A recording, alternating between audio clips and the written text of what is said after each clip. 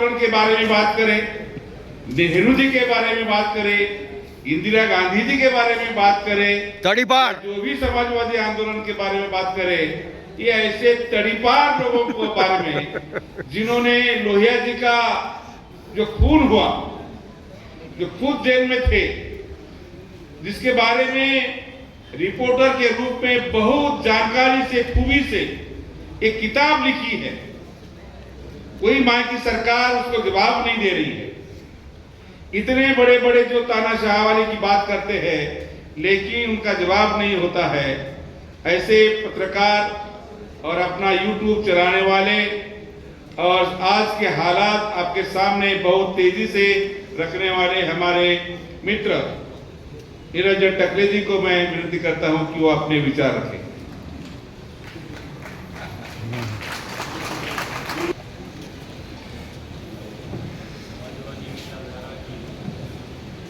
चालू करा। समाजवादी विचारधारा के 90 साल की पूर्ति के उपलक्ष्य में रखे हुए इस कार्यक्रम में मंच पर विराजमान आदरणीय जस्टिस कोलसे पाटिल साहब, आदरणीय मधु मोहिते जी, आदरणीय पी जोसेफ, आदरणीय शीलाताई मोराणे और रत्ना बोरा जी, और यहाँ पर उपस्थित सभी बायोलॉजिकल बंधुओं और भगिनी।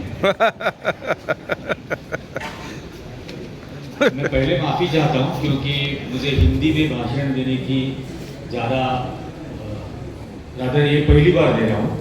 कॉन्फ्रेंसेस में 2-3 बार बोला हूँ, एक उमर खालिद ने बुलाई थी, कभी शबनम आशमी जी ने बुलाई थी, वहाँ पे हिंदी में बात किया हूँ, लेकिन इस तरह से मंच पर पहली बार आपसे बात कर रहा हूँ, तो शायद गलतियाँ होंगी, और गलतियाँ होगी तो माफ़ी मांगने में मुझे कोई, पहले ही माफ़ी मांगने में कोई हर्ज नहीं लगता, क्योंकि मैं कोई संघ की शाखा। तो यहाँ जो आज विषय रखा है जन आंदोलन, और कुछ ही दिनों पहले हमने एक बहुत बड़ा आंदोलन देखा था, वोट चोरी के लिए जो बिहार में हुआ। राहुल गांधी ने जो एक यात्रा निकाली थी वहाँ पे था, उसके पहले हमने आंदोलन देखा सीए एनआरसी के वक्त, जो शाहीन बाग आंदोलन नाम से बहुत फेमस हुआ था। ऐसे कई सारे आंदोलन देखे, और मुझे एक्चुअली ये जो वोट चोरी की बात हुई, तो दरअसल मैं एक किताब लिख रहा हूँ फिलहाल कि भारत की पहली मतदाता सूची किस तरह से बनी थी। आप सभी को मालूम है 15 अगस्त को देश आज़ाद हुआ। 27 अगस्त को पंडित नेहरू जी ने एक खत लिखा डॉक्टर राजेंद्र प्रसाद को, क्योंकि वो कॉन्स्टिट्यूएंट असेंबली के चेयरमैन थे, और उनको खत में उन्होंने लिखा कि भारत का पहला चुनाव लेना है और उसके लिए आज़ाद भारत की पहली मतदाता सूची बनानी है, और वो मतदाता सूची 21 साल का प्रौढ़ वयस्क और 180 दिन की डोमिसाइल, ये 2 आधारों पर बनाई जाए। अब ये बताना बहुत जरूरी है, क्योंकि उसके पहले 1935 में जो गवर्नमेंट ऑफ इंडिया एक्ट आया था, जिसके तहत 1937 में प्रोविंशियल इलेक्शंस हुए थे, उस वक्त की बनी हुई मतदाता सूची ये क्वालिफाइड फ्रेंचाइज थी। मतलब जो ग्रेजुएट है, जो इनकम टैक्स पेयर है, जो प्रॉपर्टी ओनर है, उतने मर्द और उतने ही मर्दों की बीवी, माँ या बेटी, उतनी ही औरतें मतदाता सूची में शामिल की गई थी। और ब्रिटिश इंडिया की, मतलब आज का बांग्लादेश, पाकिस्तान और भारत, ये 3 देशों की, आज के 3 देशों की मिलाकर उस वक्त की मतदाता सूची बनी थी 2 करोड़ 80 लाख मतदाताओं की। और 1947 में पंडित नेहरू कह रहे थे कि देश का पहला चुनाव लेना है और सिर्फ वयस्क जो 21 साल का है उस एकमात्र निकष पे मतदाता सूची बनाई जाए। तो किसी को अंदाजा नहीं था कि कितने होंगे और ये कैसे होगा, कैसे मुमकिन होगा, क्योंकि देश का बंटवारा हो चुका था, बहुत सारे माइग्रेंट्स विस्थापित आए थे, देश के भीतर भी विस्थापन हो रहा था, क्योंकि एक भी प्रिंसली स्टेट ये उस वक्त तक शामिल नहीं हुआ था। लेकिन प्रशासन अंग्रेजों का बनाया हुआ था, तो एक कोर कमेटी बनाई गई जिसमें डॉक्टर राजेंद्र प्रसाद, पंडित नेहरू, डॉक्टर बाबा साहेब अम्बेडकर, ये 3 नेता, उसमें BN राव एक ऑफिशियल और उनके अंडर और 3 ऑफिशियल्स, और ये कोर कमेटी बनाई गई, जो कोर कमेटी हर हफ्ते एक बार मिलती थी। और आज बच्चों को लगता है कि मतदाता सूची में नाम ऐड करना है तो जन्म का लेके जाओ, एड्रेस प्रूफ लेके जाओ और नाम दर्ज कराओ। लेकिन उस वक्त बहुत सारी कठिनाइयां थी और BN राव की तरफ से पूरे भारत में प्रशासन को लेटर भेजा गया कि इन 2 नियमों के आधार पर मतदाता सूची बनानी है, तो संभाव्य अड़चने, संभाव्य प्रॉब्लम्स क्या आ सकते हैं, भविष्य में ये बनाते वक्त क्या समस्याएं आ सकती है, ये पहले बताओ। और ढेरों खत हर हफ्ते आने शुरू हुए। इलेक्शन कमीशन के आर्काइव्स में, पता नहीं अभी रखा है नॉन बायोलॉजिकल ने या नहीं, मुझे नहीं मालूम, लेकिन कोविड जब तक आया था तब तक वो सारे आर्काइव्स थे, क्योंकि मैंने वो 1600 फाइलें आर्काइवल खरीदी थी। उस आर्काइवल फाइल्स में सारे मिनट्स ऑफ मीटिंग्स है, नोटिंग्स है, डिसीजंस है, जितना पत्र व्यवहार हुआ था उस वक्त, वो सारा उसमें मौजूद है। आप यकीन नहीं करोगे कि मतदाता सूची बनाते समय कुल 7,92,000 खत आए। अलग अलग लोगों के आए, अलग अलग संगठनों के आए, अलग अलग ऑर्गेनाइजेशंस के आए, अलग अलग ग्रुप्स के आए। कोई सुझाव देने के लिए खत लिख रहा था, कोई सवाल पूछने के लिए कर रहा था, कोई दिक्कतें बता रहा था। हर खत का सवाल ज्यादा से ज्यादा 14वें दिन भेजा गया। आप यकीन नहीं करोगे, कोई कंप्यूटर नहीं था, टाइपराइटर्स नहीं थे, उतने 7,92,000 खतों का जवाब लिखा गया ज्यादा से ज्यादा 14वें दिन। और समस्याएं एडमिनिस्ट्रेशन भी पूछ रहा था। उसमें बॉम्बे प्रोविंस था, बॉम्बे प्रोविंस के रिफॉर्म कमिश्नर ने खत लिखा। खत में उन्होंने पंडित नेहरू जी से सवाल किया कि इस 21 साल की उम्र कैसी तय करनी है, क्योंकि देश में लिटरेसी परसेंटेज ये 9.5-10% के आसपास था। 90% तो अनपढ़ थे। पढ़े लिखों के पास भी जन्म का दाखिला नहीं था, अनपढ़ों की तो बात ही नहीं आती। तो 21 साल की उम्र कैसे तय करनी है। दूसरा उन्होंने पूछा ट्रांसजेंडर का क्या करना है। और तीसरा सवाल पूछा कि बंबई में फुटपाथ पे कई सारे लोग रहते हैं, कई सारे लोग रेस्टोरेंट्स में काम करते हैं, दुकानों में काम करते हैं और वहीं पे सोते हैं, वहीं पे रहते हैं, तो उनका क्या करें। पंडित नेहरू ने जवाब लिखा। जवाब में उन्होंने कहा कि our criteria is not gender specific. हमारा जो नियम है वो किसी लिंग के स्पेसिफिक तहत नहीं है। तो of course transgenders are voters of India, ये उन्होंने लिखा। ये 1947 की लीडरशिप थी।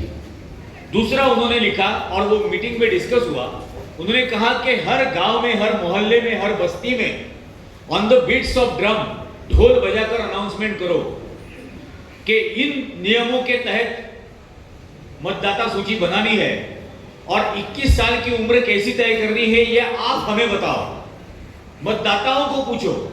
तो डॉक्टर राजेंद्र प्रसाद ने उन्हें पूछा कि क्या यह करना मुमकिन हो सकता है। तो पंडित नेहरू ने कहा कि हाँ, यह मुमकिन करना होगा, क्योंकि इस देश के ज्यादातर लोगों ने लोकतंत्र नाम का सिर्फ लफ्ज सुना है, वो कैसे होता है ये उनको पता नहीं। लेकिन जब हमारे प्रशासन का आदमी उस गरीब, उस दरिद्री, उस अनपढ़, उस पिछड़े हुए आदमी के झोपड़े के दरवाजे में जाकर उसको पूछेगा कि तुम्हारी उम्र कैसे तय करनी है, ये तुम हमें बताओ, तब जाकर इस लोकतंत्र की नींव उस घर में रखी जाएगी। The democracy will find its roots, ऐसा वो सेंटेंस है। और उस झोपड़े में उस वक्त इस लोकतंत्र के बारे में आकांक्षाएं जन्म लेंगी कि अरे लोकतंत्र ऐसे होता है जहां सरकार हमें पूछती है और हम जैसे बताते हैं वैसे सरकार करती है। और ऐसी कई सारी समस्याएं हैं। कुछ कमिश्नर से पूछा कि घरों के नंबर कैसे देने हैं ब्लॉक में, पूर्व से पश्चिम की तरफ दे या उत्तर से दक्षिण की तरफ दे। तो उसको भी जवाब लिखा गया कि नॉर्थ ईस्ट से साउथ वेस्ट की तरफ और साउथ वेस्ट से नॉर्थ ईस्ट की तरफ इस दिशा में घरों के नंबर दो।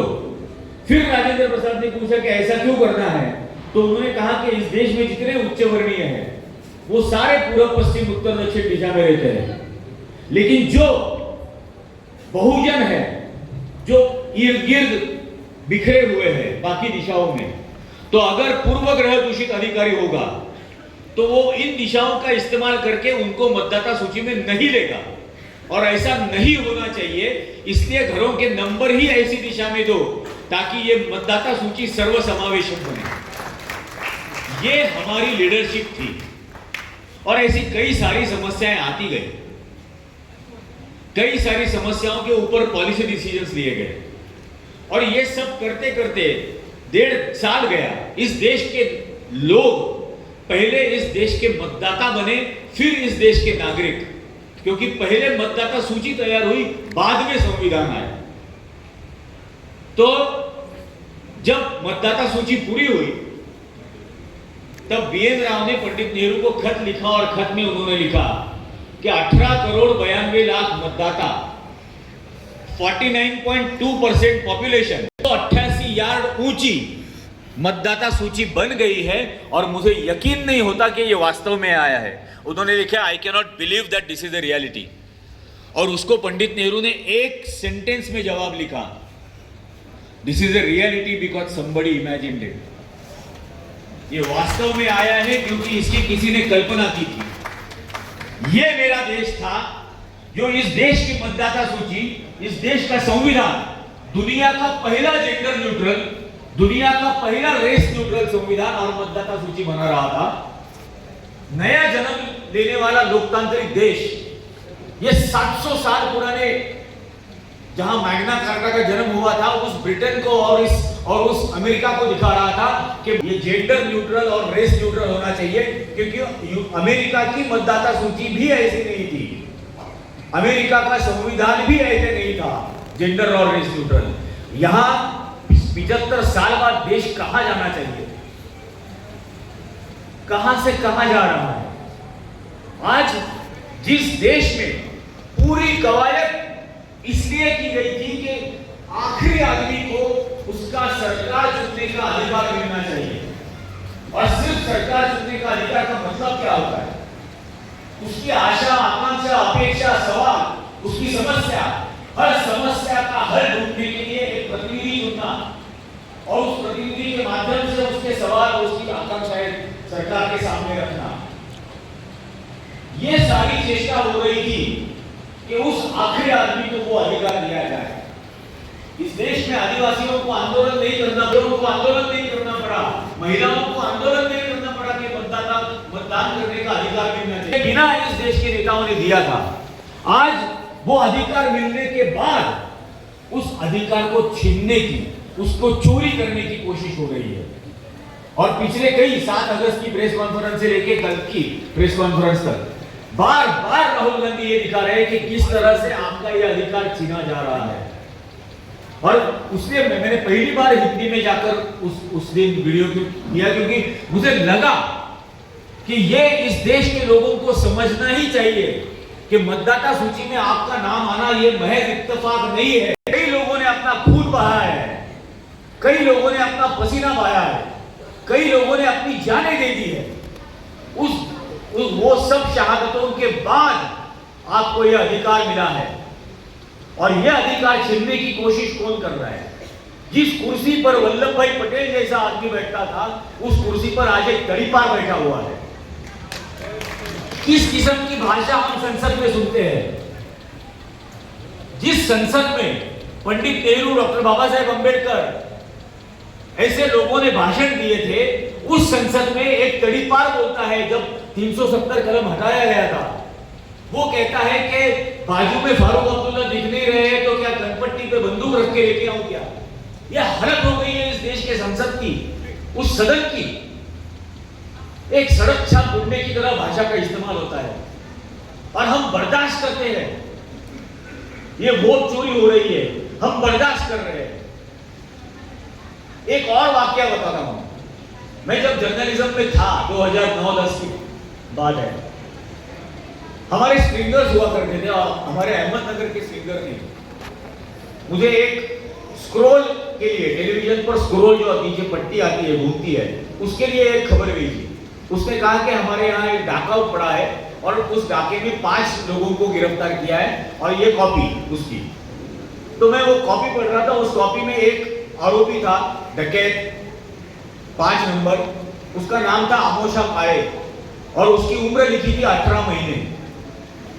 तो मैंने उसको पूछा कि अरे तू कंफर्म कर ये क्या है? तो उसने बोला सर हाँ वाकई में 18 महीने का ही है, 1.5 साल का ही बच्चा है। तो उसको डकैत कहकर अरेस्ट किया है। तो सिर्फ अरेस्ट नहीं किया, उसको 7 दिन की पुलिस जमानत पुलिस या कस्टडी दी सुनाई है। तो हम वहां पे गए। वहां पे जाने के बाद एक खबर की, उसकी जनसुनवाई रखी गई। मुकुल वासनिक सामाजिक कल्याण मंत्री थे, उन्होंने जस्टिस धूल के तहत एक फैक्ट फाइंडिंग कमेटी भेजी, उसकी जनसुनवाई हुई और तब मुझे पता चला कि ये जो कम्युनिटीज है महाराष्ट्र में 42 है जिनको अंग्रेजों ने 1871 में क्रिमिनल ट्राइब कहा था, गुनहगार। और उन क्रिमिनल ट्राइब्स को पंडित नेहरू ने सरकार आने के बाद डिनोटिफाई किया। अंग्रेजों ने नोटिफाई किया था क्रिमिनल ट्राइब्स, पंडित नेहरू जी ने उन्हें डिनोटिफाई किया, लेकिन पुलिस के ट्रेनिंग मैनुअल में वो रहे वैसे ही क्रिमिनल ट्राइब। और उनके लिए नियम ये था कि 72 घंटों से ज्यादा एक किसी भी गांव में नहीं रह सकते। हर 72 घंटे के बाद उनको गांव बदलना पड़ता है। अब गांव बदलना पड़ता है तो एक जगह पर वो स्थायी नहीं है, वो रहते नहीं है, तो उनके पास कोई परमानेंट रेसिडेंस नहीं है, परमानेंट घर नहीं है, इसलिए शिक्षा का परसेंटेज 0% है। कोई शिक्षा नहीं मिल पाती, सरकार की एक भी योजना का उनको लाभ नहीं मिल पाता क्योंकि राशन कार्ड नहीं है, घर नहीं है, घर नहीं है तो मतदाता सूची में नहीं है, मतदाता सूची में नहीं है तो किसी भी राजनीतिक पार्टी की जरूरत नहीं है। ये जनसुनवाई होने के बाद उस वक्त यूपीए की सरकार थी और रेणुके कमीशन बनाया गया। रेणुके कमीशन ने पूरे भारत में सर्वे किया। उस वक्त 2010-11 में इन क्रिमिनल ट्राइब्स की जनसंख्या पूरे देश में 13 करोड़ थी। अब 21 की जनगणना तो हुई नहीं है, अभी उनकी संख्या होगी 15-16 करोड़। उस वक्त 13 करोड़ थी। रेणुके कमीशन ने सरकार के सामने रिपोर्ट रखी कि इनके लिए क्या क्या करना चाहिए, लेकिन 2014 में सरकार बदल गई और ये सरकार आ गई। तो जिनको अधिकार मिला है वोट का, उनका अधिकार ये छीनना चाहती है जिन 15 करोड़ लोगों को मिला ही नहीं है, उनका तो सवाल ही नहीं है। और ये जो सीए एनआरसी जैसे कानून लाते हैं, ये 15 करोड़ लोग कहां से कागज दिखाएंगे? उस सीए एनआरसी में कहां से वो कागज करेंगे? महाराष्ट्र में 42 कम्युनिटीज है, उनकी पॉपुलेशन उस वक्त महाराष्ट्र में 2.25 करोड़ थी। 2.25 करोड़। पारधी, रामोशी, मसनजोगी, कैकाड़ी, कोलाटी, ऐसे कई सारी जमातें उसमें। ये क्या करेंगे, कैसे साबित करेंगे उनकी नागरिकता? और ये ऐसी सरकार हमारे ऊपर आ गई है जिनको कोई संवेदना नहीं है। आप जरा सोचिए, इन 15 करोड़ लोगों के लिए कौन जन आंदोलन करेगा भी या नहीं करेगा? ये वाकई में सोचने की बात है। अभी 2 अक्टूबर आ रहा है, गांधी जी की जयंती है, उसी दिन दशहरा है और उसी दिन मोहन भागवत आरएसएस के 100 साल पूरे करने पर भाषण देने वाले हैं। ये विडंबना है कि गांधी जी के जयंती पर उनके 100 साल पूरे हो रहे। मैं सिर्फ इतना ही देखता हूं कि विजयादशमी के दिन हम रावण जलाते हैं, उस दिन किसी के 100 साल पूरे हो रहे हैं। क्या संघ का रावण जलाने के लिए हम तैयार है या नहीं? ये होना ही चाहिए। और ये मैं क्यों कहता हूं, ये राम मंदिर बनने से पहले कुछ दिन वो अक्षताएं बांट रहे थे, तो हमारे यहाँ पे आए नासिक में। मैंने नीचे जाकर बिल्डिंग का हमारा गेट बंद कर दिया, मैंने कहा अंदर नहीं आने। तो बोले क्यों? नासिक का तो रामायण में असाधारण महत्व है, बोला हाँ बिल्कुल है, भारत का पहला अपहरण नासिक में हुआ था, अब इससे बड़ा महल को क्या चाहिए। फिर मैंने पूछा कि मुझे एक बात बताओ, वो अपहरण हुआ कैसे, क्योंकि लक्ष्मण रेखा को खींची गई थी, कोई उसे लांघ कर अंदर आएगा तो जल जाएगा, फिर रावण क्यों नहीं जला। बोले सीता बाहर गई थी उसे भिक्षा देने के लिए। बोले जिसकी लंका सोने की थी उसको क्या भिक्षा देनी। बोले नहीं, वो साधु के वेश में आया। तो मैंने बोला रामायण की पहली सीख ये है कि साधु के वेश में आने वालों से सावध रहो, सावधान रहो। ये रामायण की पहली सीख है।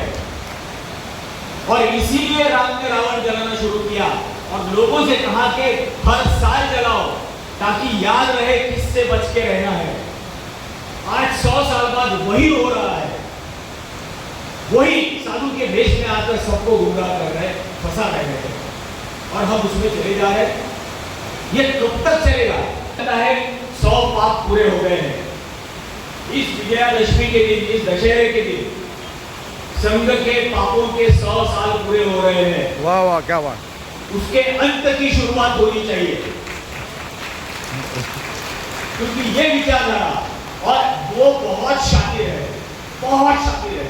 एक बात याद रखो, किसी भी लड़ाई हो, किसी किसान आंदोलन हो या किसी विद्यार्थियों का आंदोलन हो, किसी वही मजदूरों का आंदोलन चल रहा हो, वो किसी का सवाल उठाते हुए आपको नहीं दिखेंगे। कोई भी सामाजिक समस्या को लेकर वो लड़ते हुए आपको दिखेंगे नहीं। वो मैदान में होते ही नहीं है, वो मन में होते हैं। वो मैदान में नहीं होते, वो मन में होते हैं। और पहले इसके लिए उनको मन से हटाओ, बिल्कुल हटा दो। ये जो मैंने बात कह रहा था मतदाता सूची की, पंडित नेहरू ने जो जवाब दिया था वो हमेशा के लिए एक सीख है। ये वास्तव में आया है क्योंकि इसकी किसी ने कल्पना की थी।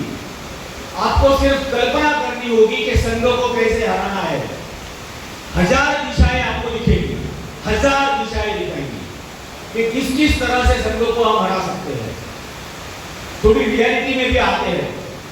2009 में जब कांग्रेस को 205 सीटें आई थी, कांग्रेस को पूरे देश में मिले हुए वोट थे 11 करोड़ 92 लाख। क्योंकि मैं रोमांटिसिज्म में जीना नहीं चाहता, वास्तव से हमें मुकाबला करना ही है। 2009 में कांग्रेस को पूरे देश में मत मिले थे 11 करोड़ 92 लाख और उनके मेंबर ऑफ पार्लियामेंट चुन के आए थे 205। 2014 में जब वो हारे 42 पर आए, तब भी कांग्रेस को मिले हुए वोट थे 11 करोड़ 92 लाख। 2019 में भी उनको मिले 11 करोड़ 92 लाख। इसका सीधा मतलब क्या है? 2014 में फर्स्ट टाइम वोटर्स की जनसंख्या थी 14 करोड़। जितने वोट कांग्रेस को मिले थे उससे 3 करोड़ ज्यादा फर्स्ट टाइम वोटर थे। इसका मतलब फर्स्ट टाइम वोटर जो बनने वाला है उसके साथ इस विचारधारा का, जो लेफ्ट है, जो लिबरल है, जो सेक्युलर है, उसका कोई संपर्क ही नहीं है। ये मैं कह रहा हूं क्योंकि मैं सेवादल की शाखा का पढ़ा लिखा लड़का हूं। मैं सेवादल का प्रोडक्ट हूं और ये मैं गर्व के साथ, अभिमान के साथ कहता हूं। हम 4th कक्षा में था मैं जब शाखाओं में जाना शुरू किया था सेवादल की। हमें रोजाना सिखाया जाता था, हर साल 2 शिविर होते थे, उन शिविरों में परीक्षा दी जाती थी। पता नहीं वो बंद तो क्यों हुआ, कैसे हुआ, लेकिन आने वाले वोटर्स के साथ संपर्क बनाने की एक यंत्रणा थी, एक स्कूल ऑफ थॉट था। आज संघ की शाखा में 8 साल का बच्चा जाता है, 10 साल उसके ऊपर कुसंस्कार किए जाते हैं और वो जहरीला बनकर 18वें साल में निकलता है। परसों मेरी बात हो रही थी मृदुला मुखर्जी और आदित्य मुखर्जी से। वो मुझे कह रहे थे कि 7वीं की एनसीईआरटी के सिलेबस में देश के विभाजन के लिए कांग्रेस कैसे जिम्मेदार है, नेहरू और गांधी कैसे जिम्मेदार है, ऐसा सिलेबस में लिया गया है 7वीं कक्षा में, जो आज 14 साल का है या 13 साल का बच्चा है। मतलब 2019 29 का वोटर उन्होंने आज बनाना शुरू किया है। हमारा क्या संपर्क है इस जनरेशन के साथ? हम वो कब एस्टेब्लिश करने वाले हैं? कब हम उनके संपर्क में आएंगे?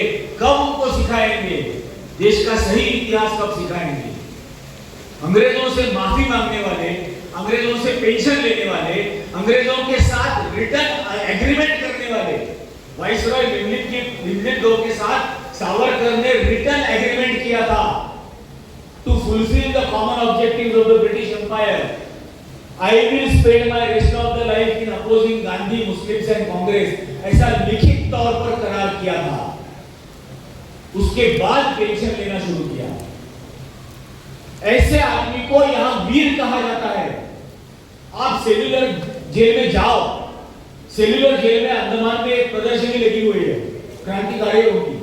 उस प्रदर्शनी में हेडगेवार और पप्पू गोलवलकर के फोटो है। मैं पप्पू गोलवलकर बोलता हूं क्योंकि वो परम पूज्य बोलते हैं, मैं शार्ट फॉर्म करता हूं पप्पू। उनकी तस्वीरें वहां पे है क्रांतिकारियों के प्रदर्शन में, जिनको पूरे देश के इतिहास में कोई जगह नहीं मिलनी चाहिए थी, वो वहां पर आ गए हैं। कल पूरा इतिहास भी बदल देंगे।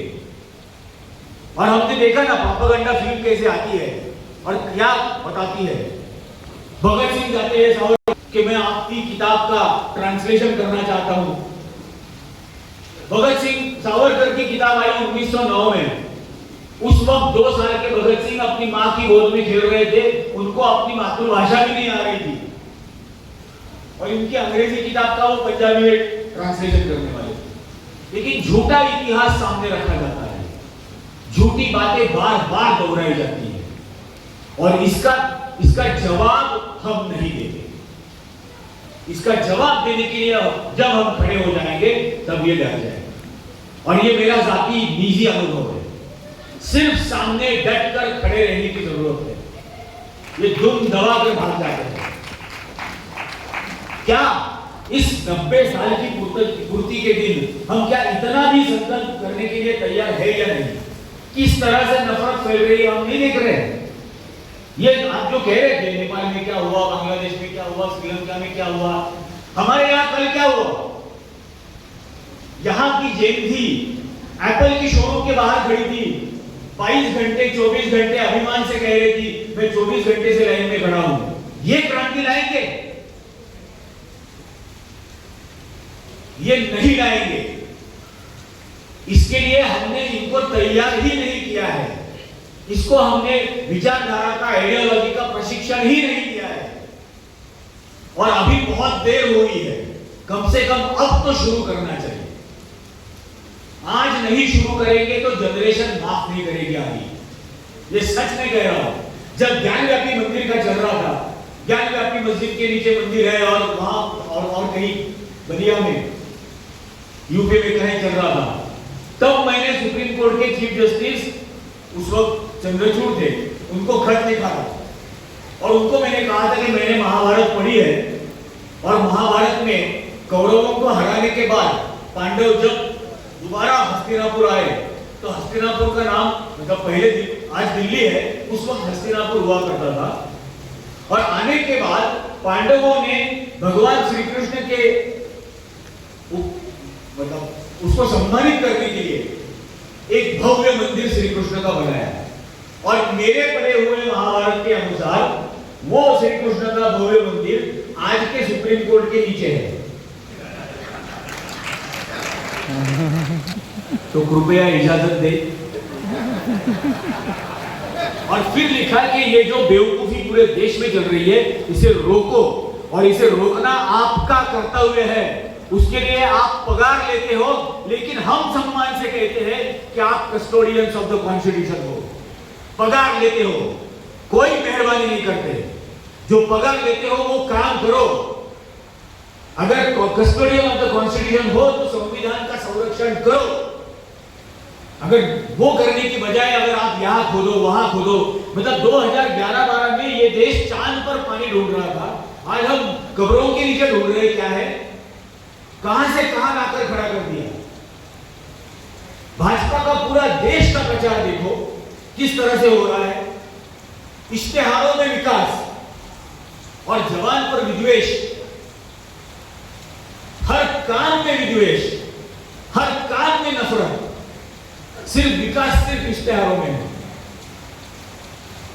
और हर चीज को एक धर्म का गांजा लोगों को खिलाने की कोशिश हो रही है। महाराष्ट्र में 2000 करोड़ रुपए नहीं है, इसलिए 66,000 स्कूल बंद कर दिए। 2000 करोड़ रुपए नहीं है, इसलिए 66,000 स्कूल बंद। लेकिन नासिक के कुंभ मेला के लिए 14,000 करोड़ देंगे, वहां गांजा फूकने के लिए पैसा खर्च करेंगे। लेकिन 66,000 स्कूलों में 66 लाख बच्चों को शिक्षा से दूर रखेंगे। यहां कर्नाटक के विधायक बैठे हुए हैं, 8 लाख करोड़ का है महाराष्ट्र का सालाना, 8 लाख करोड़। उसमें कृषि के लिए 9,000 करोड़ है और कर्नाटक का बजट 4 लाख करोड़ है, कृषि के लिए 51,000 करोड़। महाराष्ट्र में यह सरकार क्यों बदलनी चाहिए, इसके लिए ये एक ही एग्जाम्पल काफी है। और इसी वजह से महाराष्ट्र में आत्महत्या हो रही है और आत्महत्या होने के बावजूद यहां पे नफरत फैलाई जाती है, जात के आधार पे, धर्म के आधार पे, हर किस्म का पोलराइजेशन।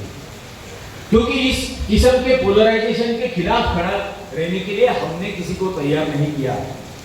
कोई कह रहा था पहले या आजादी की अगर दूसरी लड़ाई है तो आजादी की इस दूसरी लड़ाई का गांधी कौन है, आजादी के दूसरे लड़ाई का नेहरू कौन है, इस दूसरी लड़ाई का भगत सिंह कौन है, इस दूसरी लड़ाई का सुभाष चंद्र बोस किसमें देखूं मैं?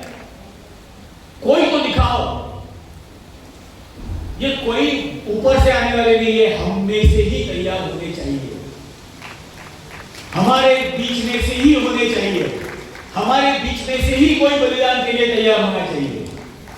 हम कहते तो बहुत है। जब वो अनुराग ठाकुर ने पूछा था राहुल गांधी के जाति के बारे में, तब मैंने कहा था कि उसकी जाति बलिदान की है, तेरी बता, तेरी तो प्रज्ञा ठाकुर की है ना, प्रज्ञा सिंह ठाकुर की है तेरी जाति, तू राहुल गांधी की जाति पूछ रहा है। लेकिन ये हमें बताना पड़ेगा, हर बार कोई गांधी क्यों मरे, क्यों कोई निरंजन कटले नहीं मरता, कोई पाटिल नहीं मरता, क्यों कोई मोहिते मरने के लिए तैयार नहीं है? हमें मरने के लिए तैयार रहना पड़ेगा। अगर वाकई में ये दूसरा आजादी का आंदोलन है, बलिदान के बिना कुछ नहीं मिलने वाला और फैसिज्म इतनी आसानी से नहीं हारता, बिल्कुल हारता नहीं आसानी से। अगर हम ये सोचते रहेंगे कि एक दिन इस देश के लोग ही उग जाएंगे, इस देश के लोग ही थम जाएंगे भाजपा से, तो ऐसा होने वाला नहीं है, ऐसा नहीं होने वाला। लोग थकेंगे, हारेंगे, ऊब जाएंगे और गुलाम बन जाएंगे। उनको लड़ने के लिए अगर खड़ा करना है तो शहादत के एग्जाम्पल सेट करने पड़ेंगे। नई शहादतें, नए त्याग, नया बलिदान उनको दिखाना पड़ेगा। आज गांधी, नेहरू, फुले, अंबेडकर ये माइथोलॉजी के फिगर्स लगते हैं बच्चों को, आज के बच्चों को। वो सोच ही नहीं सकते, वो कल्पना ही नहीं कर सकते कि वाकई में इतना त्याग करने वाला, बलिदान देने वाला कोई हो सकता है, क्योंकि उस तरह का एक भी एग्जाम्पल, एक भी उदाहरण उन्हें उनके इर्द गिर्द नहीं दिखता। अगर उनके इर्द गिर्द देखने के बाद उनका इन मूल्यों के ऊपर विश्वास बैठेगा तो वो एग्जाम्पल हमें देने पड़ेंगे, वो उदाहरण हमें दिखाने पड़ेंगे कि हम तैयार हैं बनने के। और ये हो सकता है।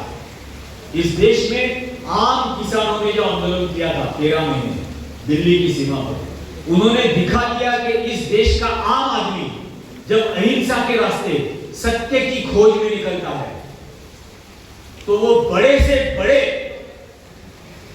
ताकतवर नेताओं को भी झुका सकता है।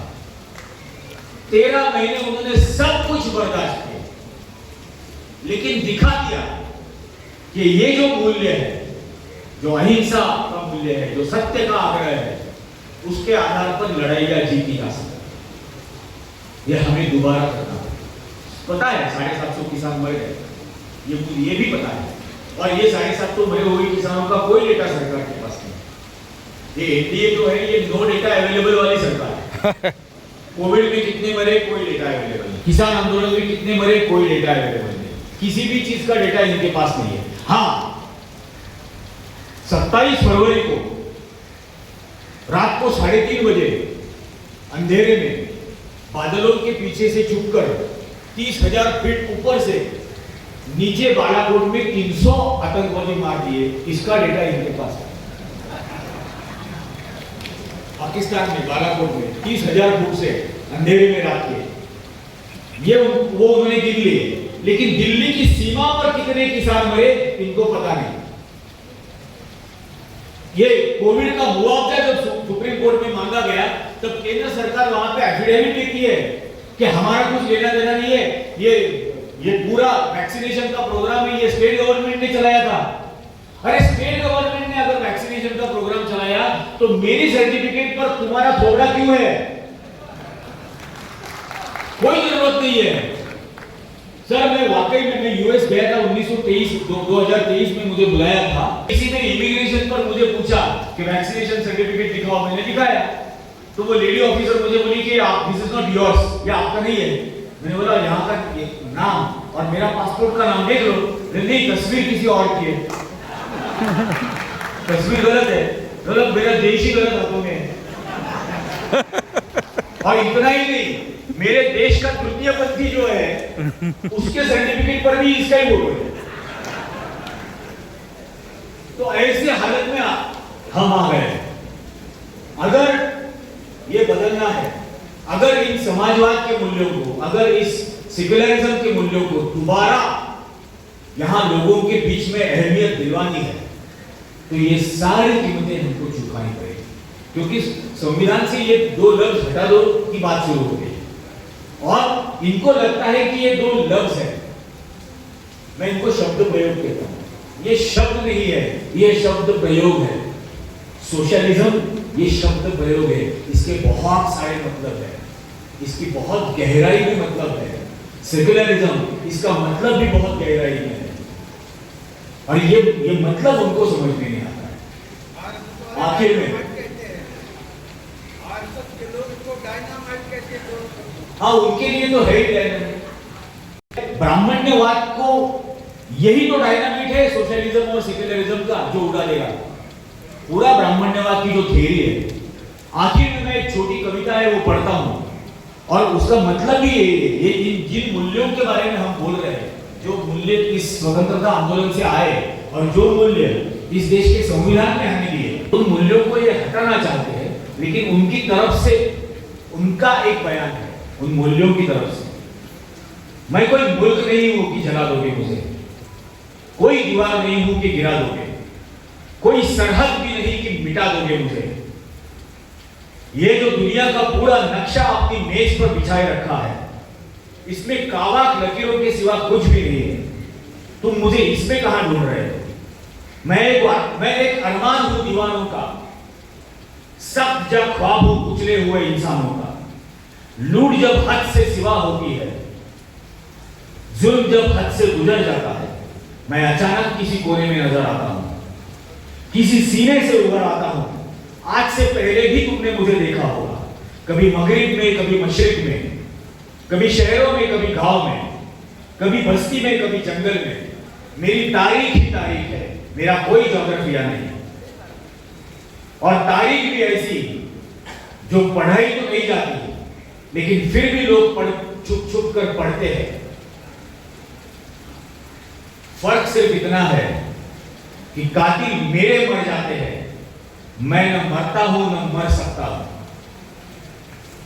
ये संविधान के मूल्य आपसे कह रहे हैं कि मारने की कोशिश तो कई बार की जाएगी लेकिन नहीं मरेंगे। और इसीलिए गांधी नहीं मरते, गांधी इसीलिए अमर रहते हैं। एक छोटा सा एक्सपीरियंस, एक बहुत छोटा है। एक बच्चे से मैं बात कर रहा था ट्रेन में, और उस ट्रेन में चलने वाले बच्चे ने मुझे कहा था कि गांधी जी मरे नहीं है, गांधी जी जिंदा है। तो उसने कहा कि देखिए गांधी जी के प्रशंसक तो पहले भी थे, आज तो सत्ता में आए हैं, लेकिन फिर भी इन 70-75 सालों में उन प्रशंसकों में से किसी की भी हिम्मत नहीं हुई कि अपने बच्चे का नाम नथुराम रखे। और जब तक शर्म और हया जिंदा है तब तक गांधी जिंदा है। इस देश की संस्कृति ये है कि इस देश में बच्चों का नाम दुर्योधन, कंस या नथुराम नहीं रखा था। धन्यवाद। जय हिंद, जय हिंद, जय महाराज।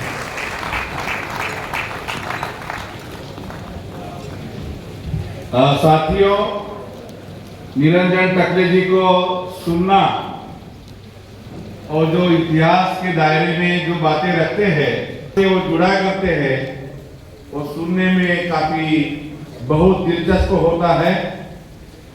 उन्होंने काफी बातें कही और हमें चेतावनी दी है कि जिस समाजवादी आंदोलन की परंपरा का हम इतिहास दोहरा रहे हैं और वो खत्म करने के लिए आज की सरकार तानाशाही के रूप में हर घड़ी हर जगह हमें दिखाई देती है, तो और किसी के घर में शिवाजी ना हो और किसी के घर में नेहरू, गांधी जी, अम्बेडकर ना हो, तो हमारे घर से हमसे शुरुआत क्यों ना हो, ये चेतावनी उन्होंने हमें दिया है। का आदर करते हैं। अगर समय आता है तो पीछे हटने वाले नहीं हैं। तो हम सब एक नारा लगाइए,